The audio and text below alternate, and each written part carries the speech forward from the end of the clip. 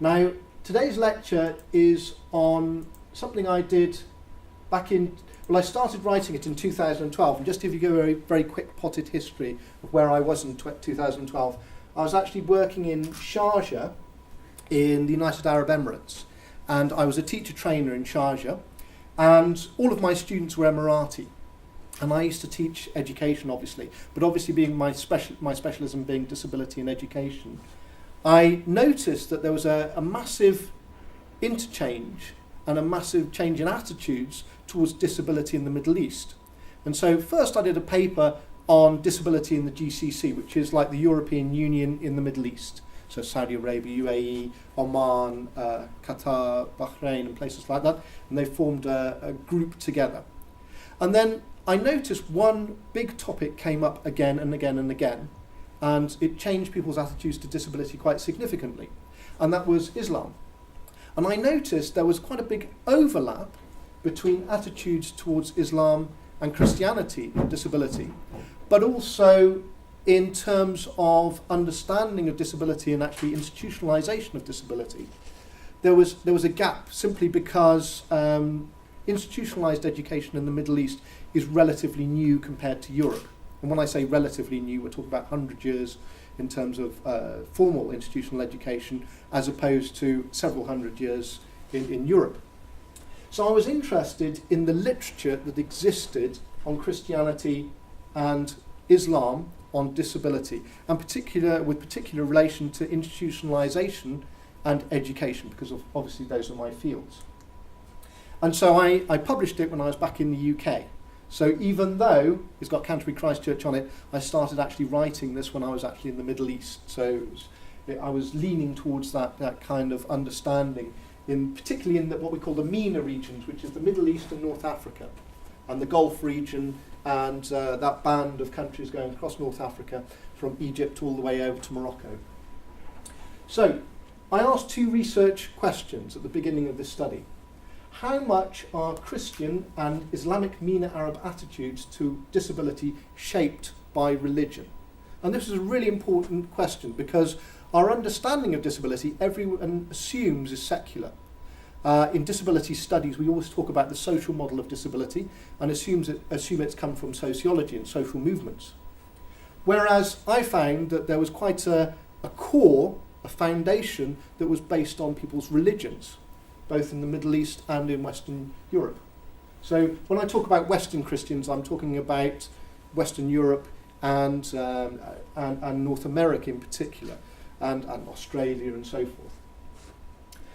And I wondered, are there areas of interest on disability that can be discussed in both religions in order to form an intercultural, interfaith dialogue on this issue? Now, this was really important to me because just to give you another piece of background, I got my PhD back in 2005 at Birmingham University, and my PhD supervisor, even though I wasn't writing on religion and disability, was a man called Professor John Hull. And I don't know if people have heard of John Hull, but John Hull's a significant theologian, but he also writes on disability and Christianity. Unfortunately, he died 2 years ago. So I was very influenced by his thinking on creating intercultural dialogues, because that was one of his big points, and he became very famous talking about that. So I looked at definitions, and why did I come up with this? So 80% of people in 2012, according to the Pew Foundation, still had some form of religion. And the two biggest religions were Islam and Christianity. So if you think about it, if you're a disabled person, your own religion is going to affect you quite a large amount. And the way we understand disability in terms of United Nations definitions is also controlled or based on lots of religious foundations in understanding. So lots of charities were created that formed definitions of disability, were taken by people like the United Nations to create a more general understanding of disability. So, for example, one of the original definitions of disability was created by the Red Cross and the Red Crescent. And so I wanted to use the definition of disability according to the United Nations. So in my definitions phase of doing this study, I looked at the Encyclopedia Britannica's definitions of Islam and Christianity, simply to give a starting point. And the reason I used Encyclopedia Britannica is that they are written by theologians in the field of Islam and in the field of Christianity. So if you wanted to find a comparable text written by Islamic scholars and Christian scholars, the Encyclopedia Britannica, I found, had quite standard definitions of what the two religions were. And I wanted to break down this understanding because there's a very big difference, because people talk about religions in very particular contexts. So I wanted to particularly understand the difference between theology, the religion, and the church or the mosque in the administration of religion. So, the study of God being theology, religion being the teaching of God, and church and mosques being the administration of that religion.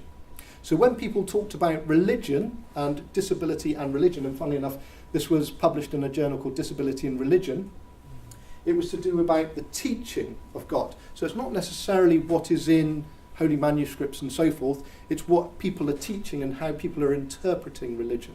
So it's not actually the religion itself, although that did obviously come into the study itself. And to do the study, I used grounded theory. And if you don't know grounded theory, it's done in 3 stages. The first stage is examining the trends in the literature, or if you're doing any form of grounded theory, examining trends to start with. The second form of that was identifying classes of literature. I wanted to see if there were genres that people were creating in terms of disability and religion, and particularly in Islam and particularly in Christianity. And then I created a hypothesis based on that, and I tested that hypothesis in the third stage. So my presentation is based on those 3 stages. And the first stage is the open coding. And the first thing I looked at, excuse me, in the scholarly literature, and this is, I emphasize scholarly literature, this isn't magazines on Islam and Christianity, this isn't popular books, this is the scholarly literature being printed by or published by Islamic scholars and Christian scholars. It's difficult in those literatures to identify patterns. There is no one single literature on Christianity and disability or Islam and disability. That's one thing I found. There are people writing on this topic, but there isn't yet, from what I can see, a single genre that sticks out. So no one single genre on disability and religion. It's only recently, for example, that the Church of England, the mothership, if you like, of Canterbury Christ Church University, has actually put out a theology of disability. And funnily enough, it was written by John Hull, my old PhD supervisor. So lots of people were writing from the point of view of single religions, and they were using a holistic concept of religion, but they were using unrelated sociological facts. And this makes it difficult for Ben, for example, who's trying to use religion or trying to cite religion, because there's no one individual topic that we can hang our hat on to say this is what disability is in all religions or in one particular religion. There are similar evaluations, however, made in medical and social scientific comparisons.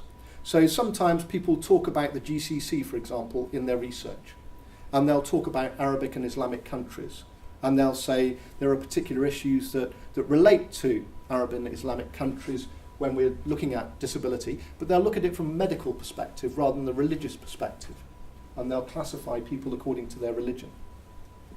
However, 3 themes, when I looked at it, did emerge from that. The first is philosophical concepts of disability in Islam and Christianity. And there were theological concepts that people were talking about, but no one unified theological concept. The most common form of literature on disability in Islam and Christianity is this philosophical concept that people are discussing. And there is a schism, I found, between religious scholars who focus on individual disabilities. So there's immediately a difference between secular literature on disability and religious literature on disability. And for example, in Islam and Christianity, people will often talk about blindness as a separate impairment to deafness, or they'll talk about people with learning difficulties as a separate issue to people with mental health issues. So there is no one individual concept, or very rarely an individual concept, of disability as a whole in religious literature. It's usually down to individual impairments. And this is very different from an understanding of the secular literature, which always talks about disability as a holistic concept, as a social concept. So it's a relatively modern concept in theological literature and in talking about Islam and Christianity in terms of disability. We're at the starting point, if you like. There were two sub-themes, however, within that. Biblical and Islamic jurisprudence to form a spiritual healing. So, for example, in Islam there is a lot of discussion at the moment, or there has been over the past 10, 15 years, of how you would treat people with disabilities if they came to court, for example, or how to look on disability as it is, if people do not have, if they have a learning difficulty, and if they were asked to stand witness for someone else, would they be able to stand witness in a Sharia court, for example? So there's a lot of discussion about that kind of issue of jurisprudence to do with individual disabilities or impairments. And there's also a lot of looking at sacred texts to find meaning about disability, because of course the one thing is, even though we talk about impairment a lot in the original Quran and the Bible, there's no actual concept of disability as a holistic understanding within the Bible or in the Quran. We don't see an individual thing of disability, only, for example, blindness or deafness, or this understanding of people with a particular illness. Another form of literature looked at changing historical attitudes. And there's a large literature, for example, in my field on the history of disability, on the Enlightenment, and particularly how we've come to see the body. So there's an understanding of the historical attitudes towards disability are changing in both Islam and in Christianity. That means that a theology is evolving on disability. And in particular, this movement from, for example, in Christianity, Catholic to Protestant theology. There's a different understanding of disability, and in particular, a different understanding of the body. And this particularly goes, for example, in transgender issues, because the understanding of the body has changed from the Enlightenment to nowadays, to the modern world and the postmodern world. And the same has happened with disability, so you can certainly link those forms of philosophy together. And the third form of literature, mini-genre if you like, is attitudes to disability from personal and social experience. How people have understood each other individually from a personal or social experience. And again, this comes with jurisprudence a lot. So, the understanding that there's a difference between scientific healing, medical healing, but also a spiritual healing, come to terms with your disability. And how can you come to terms with your disability through Islam or Christianity? And so in Western Christianity, for example, there's a growing literature on disability and about understanding people or understanding yourself and your disability as you grow into it through your own religious experience and how that changes. And people, they've also found from research, have become more aware of their spiritualism and their own religion as they have become more disabled. And the same we find in Islam as well. Now, there is a difference between Christianity and disability in this, Christianity and Islam in this particular respect. And this is because in Christianity, there's still an idea that we can look at graphic images, whereas Islam is more about spoken word and written word. And so John Hull, for example, the theologian, talked about the central image of Christianity actually being a disabled person, Christ on the cross. He was a broken body in a broken world, as he talked about. And again, this wasn't presented in Islam. This isn't talked about in Islam because this is seen as iconography and you don't represent, for example, the Prophet in that particular way. So we don't, in Christianity, there's a central theme, a graphic image of disability, whereas you don't find that in Islam. And that took me next to the themes for the axial coding phase, the second phase of my research. And I found out that two particular themes stood out in both Christianity and Islam in relation to disability. And the first one was the notion of charity and caring. and its understanding both within Islam and Christianity. There's a big overlap between Islam and Christianity on this topic. And the second one is the cause of disability as either a sin or a gift from God. And I emphasise here that this is on Islamic scholars and Christian scholars and not actually the Bible or the Quran itself. So this is people's interpretations of what people have in disability, or people's disabilities post understanding of the Quran or the Bible. So, for example, two researchers, Ghali and Rispler Chain, and I do apologise about my pronunciation of these, found that early Islamic scholars see a link between parents' misdeeds and children's disabilities. Although that doesn't exist in the Quran, people have made that link. Previous Islamic scholars have made that link in the past. There are also moral ambiguities towards disabilities in parts of the Middle East. But when they looked into these moral ambiguities further, they found it wasn't actually Islam, it was actually pre-Islamic religions that were affecting people's understanding. So people were still interpreting pre-Islamic religion and their understanding of that rather than their understanding of Islam. And one particular thing stood out, which is something called the jinn. Now, if you don't know Islam, there's a spirit in Islam called jinn. Now, in the Quran, it's very unambiguous. It doesn't talk about the jinn causing disability or being a cause of disability. But lots of people, because this existed in pre-Islamic religion as well, the jinn, have interpreted it as causing things like mental health issues. So people with schizophrenia, for example, would have been said to have been infected by the jinn. And there's a modern book that I found that said that epilepsy was caused by the jinn. Now, that relates more to pre-Islamic literature than it does to modern day literature. So, for example, if you look at the Quran on jinn, and by the way, the modern term genie comes from the word jinn. In the Quran, God made the jinn from smokeless fire. This is all it says.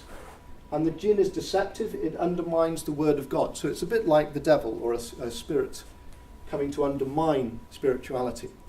Now, of course, that doesn't say anything about disability. But of course, some post-Islamic or some Islamic scholars who are more affected or more influenced by modern day witchcraft, for example, and things that would have been pre-Islamic, try to relate this to disability. And there's been a very famous case not so long ago where a girl in Pakistan was said to be infected by the jinn and was imprisoned because of this. And a man was sent, a British man who was from British Pakistani origin, was sentenced to death because they said he burnt the Quran, which wasn't true, and it was blamed on the jinn, although it was more of a pre-Islamic understanding of the jinn, because in Islam and the Quran it doesn't say anything about being infected by the jinn if you are disabled. In fact, in jurisprudence, they've actually separated out people with learning difficulties, intellectual difficulties, and people with mental health issues. And it's not a very nice word, but they say they are morally incompetent, therefore you shouldn't be able to prosecute a person if they have a mental health issue or they had a learning difficulty if they don't understand Islamic culture or Islam. So there's a very big schism and understanding between what goes on in the world, or what's happening in people's interpretations of Islam, and what's talked about in the Quran. There's also a contradiction between secular and Christian interpretations. So, for example, people talking in the social model of disability have quite often said the Bible is very anti-disability, even though the Bible doesn't mention disability per se. So, for example, there's Barnes and Mercer, who are very famous social model theorists in disability, and they said, Jesus asked a blind man what sin he committed. But the people who've read this passage and actually looked at it and published it say that's not actually what it says in the Bible. So there's a lot of misinterpretation by secular social model theorists of what's going on in the Bible and the Quran. So, for example, John Hull and Fritzon has said this passage that Barnes and Mercer cited wasn't actually saying what Barnes and Mercer was saying. So it's as Jesus passed by, he saw a man which was blind from his birth, and his disciples asked him, saying, Master, who did sin, this man or his parents, that he was born blind? And Jesus answered, neither hath this man sinned nor his parents, but that the works of God should be made manifest in him. So there's been a lot of misinterpretation in secular models of what the Bible and the Quran is actually saying, which leads to a problem, because then how do we reinterpret this academic literature? Gleason and Schipper, and you have to excuse my pronunciations again, have also said that there have been statements which have been negative interpretations and oversimplistic on disability. So, for example, Fritzen talks about Deuteronomy, and he said, cursed be he that maketh the blind man wander out of the way, and all the people should say Amen. So, again, they talk about this understanding of individual impairment and how people shouldn't judge, or people should treat people with equality. And the second way we've looked at Islam and disability is through charity and faith. There's a large body of literature on charity and faith. Because, of course, charity and faith are two great themes in both Christianity and Islam. So Christianity and Islam espouse active charities, but it's the interpretation of the term charity, because what we understand as charity nowadays, just giving money to, for example, Oxfam and letting them spend the money for it, wasn't actually meant in the original academic texts. Quite often charity, for example, in Protestant culture, was actually doing good works. So Al-Hassan finds that Islamic scripture regards ill and impaired children as a gift from God. And that's an understanding of charity, is that disability and illness and impairment are sent to test parents to find out if they do treat their children with equality if they have a disability. And the Quran emphasises, of course, that wealthy and non-disabled Muslims should be obliged to conduct positive acts. So treat people with equality and help people who need help. And again, the Bible, according to Fritzen, is relatively positive about people with disabilities from a charitable point of view. And it's the responsibility of Christians to treat all people equal, he says, or he finds. And there are unambiguous passages in the Bible and Quran rewarding acts of charity. So we see this theme coming over again, and it's both in the Quran and in the Bible. So the people's interpretation of religion and what is actually in texts, in the original sacred texts, is actually quite often misinterpreted or differently interpreted. However, there is a difference between Islam and Christianity in the method of charity. So, for example, the Quran distinguishes between charity and almsgiving. And almsgiving in Islam, you're supposed to give a percentage of your income to poor and needy people. Whereas in the Bible, the greater emphasis is on acts of charity. So it's actually more on activity. So that brought me through to my hypothesis that I formed from all of this literature. And as a difference between Islam and Christianity in charity is minimal, or the understanding of charity is minimal, and the differences between Islam and Christianity, the differences between an understanding of disability is minimal, I had to try and focus on one thing, because otherwise I wouldn't have much of a hypothesis. So, as the Bible and the Quran have similar approaches to charity, approaches to current charitable institutions will be similar, I felt, in the MENA areas and in Western societies.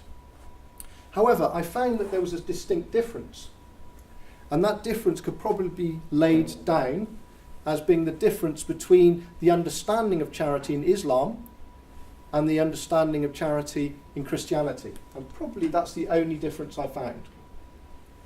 So, in Arabic Islamic cultures, for example, you focus on good acts within the family.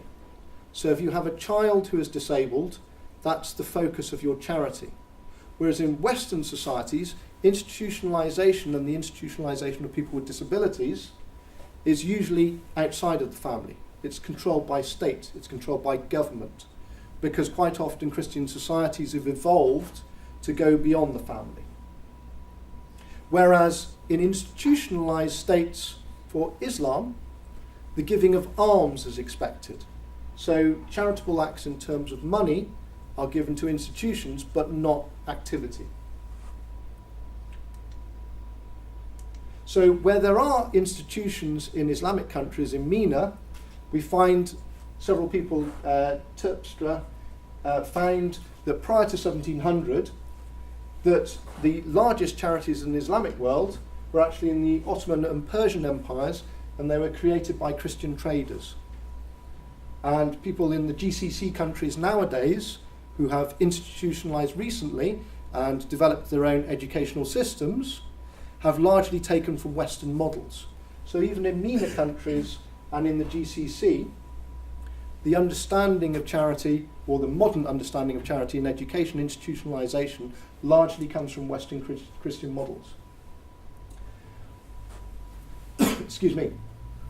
In Christianity, institutions related the Islamic medical treatment before the Enlightenment. So in Islam, the cure, as it's seen, for disability is always related to medical practice, whereas in Christian charities, it's quite often related to social practices. And prior to the Enlightenment, Western Christian infirmaries were very numerous, were highly numerous. And abbeys, so there was a direct link between Christianity and the medical treatment of people with disabilities, were highly linked. So for example, the first abbeys to treat people with blindness were actually during the Crusades.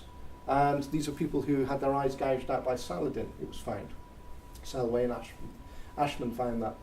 And there was a Christian emphasis on the treatment of medical practices as well. So I came to the conclusion that the attitudes to disability were still affected by religion. We still have an understanding of institutionalization today that's based on our religious backgrounds and the religion that's been in our regions for thousands of years. And this also relies on a theological notion of impairment.